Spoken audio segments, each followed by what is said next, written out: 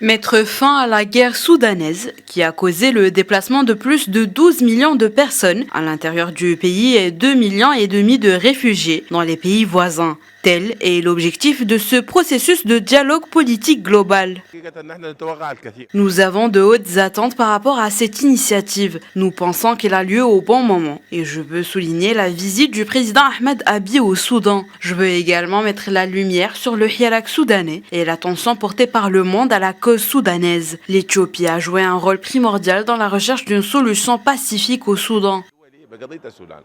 Les observateurs estiment que cette opération représente une nouvelle transformation de la scène politique soudanaise, surtout pour les civils qui tentent de trouver une issue à la crise qui dure depuis plus d'1 an.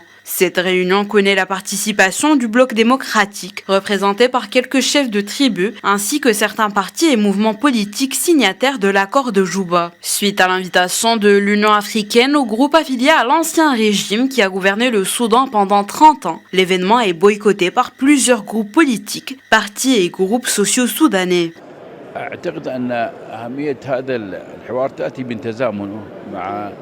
Cette réunion tombe à point nommée avec les dispositions de tous les Soudanais à mettre un terme à ce conflit qui perdure. Pour nous, la recherche de la paix est essentielle pour qu'on puisse vivre ensemble dans la sérénité. C'est pourquoi nous appelons l'Union africaine à jouer son rôle dans la recherche de la paix en ce moment délicat.